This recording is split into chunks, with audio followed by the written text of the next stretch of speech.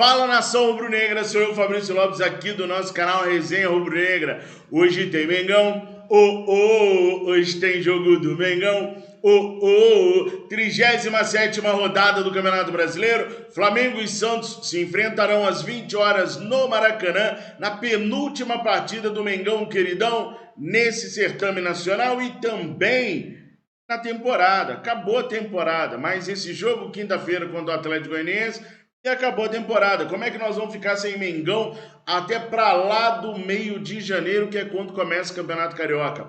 Dói o coração, né? Pois é, mas nesse período vai ter muita coisa, galera. Vai ter muita informação sobre treinador, sobre prováveis reforços, sobre limpa no departamento de futebol. Assunto é o que não vai faltar para a gente deixar o Flamengo redondinho para começar o ano de 2022 cheio de vitórias. Eu acredito, você acredita? Claro que nós temos que acreditar. Nesse vídeo aqui, pessoal, eu vou falar para vocês sobre a situação de Jorge Jesus, porque amanhã lá em Portugal amanheceu trovoada escura, cheio de repercussão sobre a permanência ou não do Jorge Jesus lá na equipe do Benfica. Vou falar com vocês também sobre a provável escalação e como o Flamengo vai jogar hoje contra o Santos. E, logicamente, vamos fazer uma análise do perfil aí do Carlos Carvalhal. Como que foi o último jogo dele? Como a equipe dele está se saindo lá na Liga de Portugal? Será que o Carlos Carvalhal é um engodo? Mas antes, deixa eu passar um recadinho aí para vocês.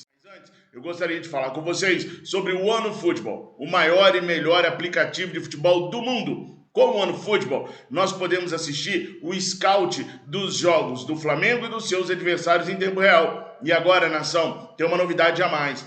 Terminando os jogos do Campeonato Brasileiro, dá para correr para o OneFootball e ver os melhores momentos e os gols de cada partida. Olha que novidade sensacional. Então já sabe, terminando os jogos do Brasileirão, bora pro OneFootball para curtir os melhores momentos e os gols de cada um dos jogos do Mengão, queridão, ou não. Além de tudo isso, tem para iOS e Android e é de graça. Tá esperando o quê? Baixa agora, o link tá aqui na descrição desse vídeo. O OneFootball, o maior e melhor aplicativo de futebol do mundo. Beleza, pessoal? Então vamos lá, vamos começar a falar então do Mengão, queridão. Hoje tem jogo do Flamengo contra o Santos. O Flamengo tem 12 desfalques, isso mesmo, pessoal. Não são 1, nem 2, nem 3. São 12 desfalques que o Mengão, queridão, tem. Eu nem vou tocar mais em assunto de desfalque, não, porque eu acho que já virou sacanagem, tá ligado? É tanto jogador faltante no Flamengo. Eu duvido que algum clube na América do Sul sofreu tantos desfalques quanto o Flamengo vem sofrendo. Nessa reta final, então, um time inteiro, mais um reserva de jogadores detonados no departamento médico do Flamengo, com o Rodrigo Caio para fazer cirurgia amanhã e o Vitinho para fazer cirurgia daqui uns dias. Só para vocês terem noção do tamanho do nosso problema. Mas não vou falar disso mais não. O Flamengo vai com o que tem disponível para o jogo de hoje. E o que tem disponível é isso que está aqui na telinha para vocês. Hugo Souza, Mateuzinho na lateral direita, Gustavo Henrique, Davi Luiz e Rodinei, João Gomes e Andreas Pereira, Vitinho e Everton Ribeiro, Pedro e Gabigol. Isso é o que o Flamengo tem disponível para hoje, para o jogo das 20 horas contra a equipe do Santos. O Rodinei está colocado aqui na lateral esquerda, porque simplesmente a gente não tem um lateral esquerdo à disposição. Felipe Luiz lesionado, René suspenso e o Ramon com aquele problema pessoal vão desfalcar a equipe do Mengão, queridão. Há uma outra possibilidade aí na lateral esquerda que seria o Léo Pereira, mas eu acho que o Mauricinho deve fazer o simples e colocar o Rodinei para aquele lado de lá para poder fazer as vias de lateral esquerdo, uma vez que o Rodinei já atuou assim algumas vezes no Flamengo. O Léo Pereira também, mas o Léo Pereira tem mais cacuete de zagueiro do que cacuete de lateral. Vocês concordam comigo? Jogou acho que uma vez na vida antes de chegar no Flamengo de lateral esquerdo, quebrando um galho. Bom, dali para frente a gente tem o Andreas Pereira e o João Gomes. O Andreas, quando o Flamengo estiver atacando, vai subir mais pelo lado esquerdo, empurrando o Vitinho mais para frente. O João Gomes vai subir mais pela direita, empurrando o Everton Ribeiro para o lado, para a ponta direita aqui, onde o Matheus vai trabalhar com o Everton Ribeiro e o Rodinei, como ele é um menino ousado, vai trabalhar com o Vitinho e com o Andreas Pereira. O ideal é que a gente sempre tenha uma trinca de jogadores trabalhando. Rodinei, Vitinho, Andreas, João Gomes, Matheus e Everton Ribeiro. No sistema defensivo, a mesma coisa. O João Gomes dobrando a marcação com o Matheus, o Everton Ribeiro fechando o corredor aqui em cima.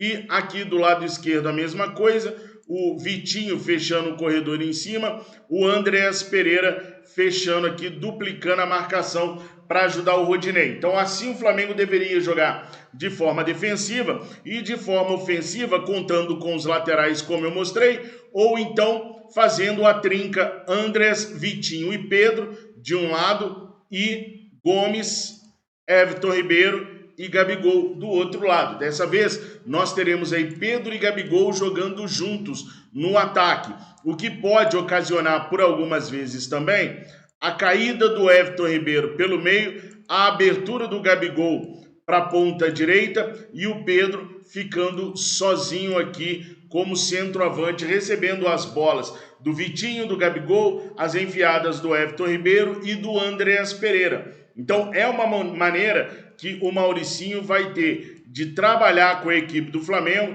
para ser uma equipe bem ofensiva diante do Santos, para a gente conseguir esses 3 pontos que a gente tanto quer. Eu fiz questão de mostrar a movimentação do Flamengo na parte ofensiva, até para poder mostrar que é possível o Pedro jogar ao lado do Gabigol. O Gabigol é um cara que se movimenta muito, que gosta de sair muito da área. Se ele faz isso de uma maneira bacana, de uma maneira produtiva, tendo um centroavante dentro da área, o Flamengo pode se valer dessa habilidade do Gabigol para poder privilegiar inclusive o Pedro ali dentro, porque o Gabigol é mais inteligente. E os zagueiros sabem disso. O Gabigol ele pode cortar aqui para a linha de fundo para fazer o cruzamento, ele pode cortar aqui para o meio para chutar essa bola para o gol e aí dar rebote o Pedro pega. Então tem muitas vantagens da gente jogar com o Gabigol e com o Pedro. Mas essa triangulação toda, essa movimentação toda, ela tem que ser muito treinada para não embolar com o Everton Ribeiro aqui e fazer o Everton Ribeiro ficar sem função, porque isso aconteceu num jogo do Flamengo, eu não vou me recordar agora qual foi o jogo, mas eu falei com vocês, o Everton Ribeiro ficou Flamengo e Palmeiras, final de Libertadores da América.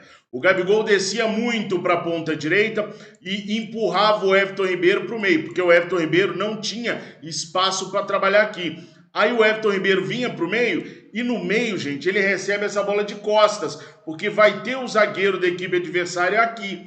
Aqui na ponta, não. Aqui na ponta, o Everton Ribeiro recebe essa bola de frente, porque essa bola vem do meio de campo ou vem do lateral e ele já vira para poder fazer a linha de fundo aqui, para depois cortar para dentro ou cortar para a linha de fundo para poder penetrar na área. Agora, no meio não tem jeito de receber a bola de frente, porque tem muitas pessoas ocupando o sistema de meio de campo. Toda equipe hoje joga com no mínimo 4 jogadores aqui no meio de campo. Quando ele está aqui na beirada, aí ele vai enfrentar apenas a marcação primeira de um lateral ou de um volante e depois a cobertura. Mas vai ser 1 para 1 praticamente. Aqui não. Aqui ele já pega o meia que está fechando o corredor, ele já pega o volante que está vindo em cima para dobrar a marcação, já pega o zagueiro. Então, quando o Everton joga mais no meio, ele tem essa dificuldade de jogar de costas. E aí ele perdeu muitas bolas na Libertadores. Então, por isso que eu digo para vocês, tem que ser treinado. Na final da Libertadores, o Gabigol cismou que ia jogar ali e foi jogar. Não tinha orientação do Renato, não tinha absolutamente nada treinado. Se o Mauricinho treinar, ou o próximo treinador do Flamengo treinar, dá para o Gabigol abrir aqui, em algumas ocasiões, empurrando o Everton para o meio, para o Gabigol receber essa bola e usar o Everton Ribeiro. Daí o Everton pode puxar para cá e o Gabi pode puxar para a entrada da área e aí receber essa bola de volta do Everton numa movimentação rápida para confundir o sistema defensivo e acionar o Pedro ou até mesmo arrematar para o gol. E aí o Pedro ficaria com rebote. Mas tem que ser algo treinado, tem que ser algo bem treinado, inclusive, porque senão pode virar aquela bagunça que foi na final da Libertadores da América, onde nós perdemos um tempo inteirinho com o Gabigol na ponta direita, prejudicando as ações do Everton Ribeiro. Agora sim, prejudicando as ações do Everton Ribeiro, mas diga-se de passagem que o Everton Ribeiro não tem jogado absolutamente nada. Eu aposto com vocês que hoje o Everton Ribeiro acaba com o jogo. Porque assim, parece um estigma, não sei se é uma coisa planejada, parece um estigma. Toda vez que o Flamengo não precisa mais do Everton Ribeiro, ele volta voando, ele vira o Messi das Américas, ele dá passe para gol, ele chuta gol, ele faz gol. Eu aposto que o Everton vai arrebentar com o jogo hoje, principalmente porque a gente não precisa mais dele agora. Não precisa.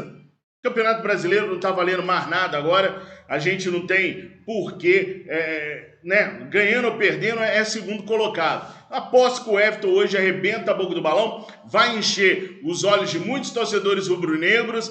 Poxa, o Everton joga muito e tal, vai garantir a titularidade mais um tempo, e o Pedro vai ficar no banco mais um tempo. Na minha humilde opinião, o Everton Ribeiro deveria sair da equipe para o Pedro entrar, não o Michael.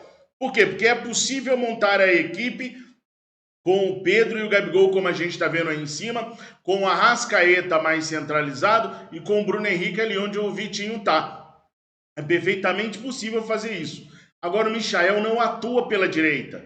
Tirar o Everton Ribeiro e colocar o Michael, alguém teria que ser empurrado obrigatoriamente para a direita. Então mexe muito na estrutura da equipe. E eu acho o Pedro um baita de um centroavante para ser titular mesmo. Eu acho que o Everton Ribeiro deveria sair e a gente jogar com Bruno Henrique, Pedro, Gabigol e Arrascaeta, formando ali uma seta, o formato de seta para o Flamengo na base do ataque. Eu vejo assim, ou então ser mais ousado ainda, tirar o primeiro volante, jogar com o Andreas Pereira no meio, ou então tira o Andreas Pereira, joga com o primeiro volante ali e bota Arrascaeta, Everton Ribeiro, Gabigol, Pedro e Bruno Henrique. Aí seria ousadia demais. Não sei se um treinador teria coragem de fazer isso no Mengão Queridão, mas que seria legal, seria muito legal, né, pessoal? Bom, falar agora do Jorge Jesus. Amanheceu o dia em Portugal com muitas trovoadas, com muitos problemas para o Jorge Jesus. O tempo lá tá fechado, tá chuvoso para o lado do Mister. Por quê, pessoal? Porque o Jornal Record trouxe uma informação que se o Jorge Jesus perder quarta-feira para o Dinamo de Kiev, ele vai ser demitido até o final de semana do Benfica. É sério isso, tá? Segundo o Jornal Record, isso é muito sério. O jornal faz questão de deixar bem claro o seguinte: para se classificar às oitavas de final, o Jorge precisa vencer o Dinamo de Kiev e torcer para o Barcelona não vencer o Bayern. Suponhamos que o Jorge Jesus vença o Dinamo de Kiev, mas o Barcelona vença o Bayern de Munique. Daí o Benfica não se classifica. Mas aí o Jorge Jesus não seria demitido, porque fez a obrigação dele, vencer o Dinamo de Kiev. Agora, se o Dinamo de Kiev vencer o Benfica, aí, segundo o Jornal Record lá de Portugal, não tem boca, não tem jeito, Jorge Jesus na rua, sem chance, esse final de semana ainda. Então pode ser que na segunda-feira da semana que vem, o Jorge Jesus já seja anunciado como o novo treinador do Flamengo. Existem alguns boatos aí que o Jorge Jesus estaria conversando com alguns clubes paulistas, mais especificamente com o Corinthians, porque o Palmeiras ainda não se decidiu com o Abel Ferreira. O Palmeiras quer a permanência do Abel Ferreira, é o Abel Ferreira que ainda não se decidiu se continua no Palmeiras ou não. Então, seria o Corinthians que estaria conversando com o Jorge Jesus. Pessoal, sinceramente falando, não me espanta o Corinthians estar conversando com o Jorge Jesus. Mas com que dinheiro o Corinthians vai pagar o salário do Jorge Jesus? Com o mesmo dinheiro que ele paga Renato Augusto, o William, com o mesmo dinheiro que ele paga o Juliano, que ele paga o Roger Guedes, ou seja, com dinheiro fictício. Não existe dinheiro no Corinthians, mas eles arrumam de onde tirar. Lá na frente, a casa cai, eles amargam uma segunda divisão um tempo, volta tudo de novo, mas enfim, a gente sabe que lá no Corinthians o negócio é, né, a gente sabe, o negócio é de uma forma diferente. Então não me surpreende eles quererem o Jorge Jesus, não. Agora, se o Jorge Jesus ficar livre no mercado de verdade, eu duvido que o Marcos Braz deixe ele passar para o Corinthians. E tendo a possibilidade de escolher entre Flamengo e Corinthians, eu tenho certeza que o Mister vai escolher o Flamengo, porque já conhece a nossa infraestrutura, sabe do poder que vai ter dirigindo o Flamengo, conhece o grupo de jogadores, então ele viria para cá. Ah, mas o Corinthians está conversando primeiro. Não interessa. O Marcos Braz, gente, por mais que ele diga que ele não conversou, ele está conversando com um monte de treinador, inclusive com o Jorge Jesus, que ele tem contato direto. Então eu não me preocuparia com o Jorge Jesus indo para outro clube no Brasil. Até o Flamengo ter um técnico, porque suponhamos que o Mister fique no Benfica mais um tempo. E aí o Flamengo contrate o Carlos Carvalhal, por exemplo. Aí o Mister é demitido depois. Aí, paciência, foi o universo que quis, assim, o universo que conspirou nesse sentido, e aí a gente não tem mais o que fazer. Mas o Flamengo estando sem treinador, clube nenhum do Brasil tira o Mister do Flamengo. Havendo a possibilidade do Mister voltar para o Brasil, o Flamengo sem treinador pegaria Jorge Jesus, disso eu não tenho dúvida nenhuma. Então fiquem calmos. Vale lembrar que mesmo que essa parada com o Corinthians, essa conversa com o Corinthians seja verdadeira, vale a gente lembrar que o Mister veio para o Brasil a convite do Atlético Mineiro, com toda a pompa e circunstância, de jatinho particular do Ricardo Guimarães, sentou no Mineirão, sentou no Horto, viu o Atlético Mineiro jogando e disse não para o Atlético Mineiro. Os viceínos também convidaram o Jorge Jesus a treinar o Vasco e ele disse não. Então o fato dele conversar com A, B ou C, se é que é verdade mesmo, não quer dizer que ele vai fechar com A, B ou C. O Flamengo continua sendo a opção mais viável para o Jorge Jesus por todo o laço de carinho que ele tem com os dirigentes, que ele tem com a nação rubro-negra e por todo o resto que eu já falei para vocês. Então calma, nada está definido ainda. Mas muito tem se falado de Carlos Carvalhal.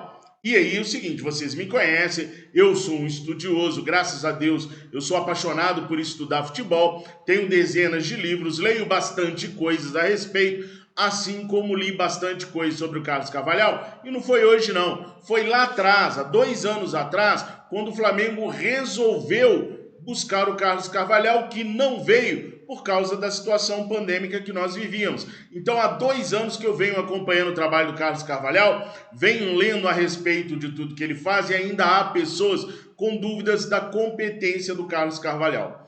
Uma das falácias que existem é que o Carlos Carvalhal nunca fez um trabalho superior a 6 meses. Ele fica 6 meses, larga o clube rebaixado, ou então larga o clube eliminado. Vamos lá? Não é verdade. Só para vocês terem uma ideia, no Rio Ave o Carlos Carvalhal ficou exatamente uma temporada. Classificou o Rio Ave para a Liga Europa e saiu de lá porque o Braga quis contratá-lo. Antes disso, ele teve uma passagem sim de 6 meses pelo Swansea, onde o time do Swansea foi rebaixado, mas quando ele pegou o time do Swansea, o Swansea já era o último colocado. A história é a seguinte, o Swansea precisava ganhar 9 dos 13 jogos que faltavam. Ele chegou no Swansea, ganhou 5, saiu da zona de rebaixamento, mas depois o milagre acabou, ele perdeu 8 e o time foi rebaixado. Mas quando ele chegou no Swansea, a equipe já estava em maus lençóis, já estava para ser rebaixada, ele até deu uma arrancada legal, mas devido à mão de obra desqualificada, ele não conseguiu permanecer por lá. Antes disso, ele treinou a equipe do Sheffield Wednesday, também da 2ª divisão da Inglaterra. E por lá, ele ficou 1 ano e meio. 1 ano e meio. Teve uma votação recentemente no Sheffield Wednesday para eleger o melhor treinador da década. Sabe quem que eles elegeram? Ele mesmo, Carlos Carvalhal. Então, não é assim que os trabalhos dele são... É que ele não teve sorte de pegar um clube estruturado, um clube legal. Aliás, pegou o Braga. O Braga, hoje, ele é o 4º colocado no campeonato português. E dos 4 primeiros colocados, ele é o time de menor investimento. Espia só, o Benfica de Jorge Jesus é o time mais endinheirado de Portugal, com 281 milhões de euros de investimento. Gente, vamos botar aí 280 milhões de euros. Multiplica isso daí por 6, olha a fortuna que os caras gastaram para montar o time do Jorge Jesus, que está rateando no Campeonato Português, na Champions, na Taça da Liga de Portugal, na Taça de Portugal. Não tem nada certo no time do Jorge Jesus. Inclusive, perdeu uma das taças para o Braga. A taça da Copa de Portugal foi perdida para o Braga. Em 2 jogos, o Braga bateu o Benfica e ficou com a taça e o Benfica sem nada. Hoje, na classificação lá de Portugal, Porto é o primeiro com 35 pontos, o Sport é o segundo com os mesmos 35 pontos, Benfica em terceiro com 31 e o Braga com 25. Desses 4 aí, como eu falei, o Benfica é o maior investimento, 281 milhões de euros. Depois vem o Porto com 265 milhões de euros. Depois vem o Sporting, que bateu o Benfica esse final de semana, com 198 milhões de euros de investimento. E na 4ª colocação vem aí o primo pobre desses caras, o Braga, com investimento de 119 milhões de euros. Enquanto o time do Jorge Jesus tem um investimento de 281, o Braga tem menos da metade de investimento e ganhou uma taça em cima do Jorge Jesus. O Braga também tem a 6ª melhor defesa do campeonato, porque muita gente fala que o Carvalhal é ruim de defesa. A 6ª melhor defesa dentre 18 clubes. O time também tem o 3º melhor ataque, superando inclusive o Sporting, que tem um orçamento de 198 milhões de investimento, e ele, o Braga, só tem 119, e tem o 3º melhor ataque da liga, com uma média de 1,76 gols marcados por jogo. Então, cá pra nós, gente, não dá pra falar que o Carlos Carvalhal é um qualquer, é um indigente. O fato dele ter conquistado poucos títulos até agora se deve também à pouca idade que ele tem. E se a gente for olhar treinador pela conquista de títulos, seria melhor o Flamengo ir atrás, então, do Vanderlei Luxemburgo, que tem título pra caraca, do voltar pro Abel Braga, que tem título pra caraca, ou quem sabe tentar o Filipão, que também tem título, inclusive de Copa do Mundo. Título não molda o treinador e sim o momento. Hoje eu arrisco a dizer para vocês que o momento do Carvalhal é melhor do que o do Jorge Jesus. Só que, por tudo que o Jorge Jesus fez no Mengão queridão, não tem como a gente não querer o Jorge Jesus antes de querer o Carlos Carvalhal. E aí eu fiz uma enquete ontem lá no Twitter, onde a enquete recebeu 2.036 votos, perguntando quem vocês gostariam que fosse o próximo treinador do Flamengo. Obviamente, pela nossa lembrança afetiva do que ocorreu em 2019, o Jorge Jesus ganhou disparado com 65,3%. Carlos Carvalhal veio na 2ª colocação com 19,9%. Marcelo Galhardo, com 11,4%, veio na 3ª colocação. E o Ernesto Valverde, 3,3%. Aliás, eu quero falar do Ernesto Valverde. Muitas pessoas olham o currículo do Ernesto Valverde e vê que ele ganhou título pra caraca com o Barcelona. Mas vocês já deram uma olhada qual que era a escalação do Barcelona quando o Ernesto Valverde ganhou tudo isso lá? Pois é, praticamente não precisava de treinador naquele time, né? Mas o Ernesto Valverde foi muito questionado do dia que chegou até o dia que saiu do Barcelona. Ele não se bicava muito, por exemplo, com o Messi e outros craques que tinha na época. Ele era questionado muitas vezes pela forma feia como o time jogava quando dependia das suas instruções. Então a gente tem que ver também o histórico de cada treinador para pedir. Ele foi treinador do Barcelona. Não é porque foi treinador do Barcelona que fez um bom trabalho. Hoje em dia, quando você pega um time bem estruturado, cheio de craques, como era o Barcelona, o treinador é a peça menos importante de todas. E ele sempre foi muito questionado. E ele não treinou só o Barcelona. Ele treinou outras equipes onde ele não teve sucesso nenhum. Então, assim, hoje eu prefiro o Carlos Carvalhal, o Jorge Jesus, ao Ernesto Valverde. Eu acho que o Ernesto Valverde é muita ilusão pelos títulos que conquistou com uma super equipe que ele tinha nas mãos. Bom, por enquanto é isso. Eu quero a opinião de vocês em cima de tudo isso que eu falei. Eu não quero ser o dono da verdade, nem ter a única verdade. Por isso eu peço sempre para que você, além de se inscrever, além de deixar o seu like, também compartilhar com a gente a sua opinião sobre todos os assuntos que a gente trouxe aqui. Beleza? Tenha uma excelente segunda-feira. Hoje tem Mengão. Hoje tem jogo do Mengão. Saudações rubro-negras.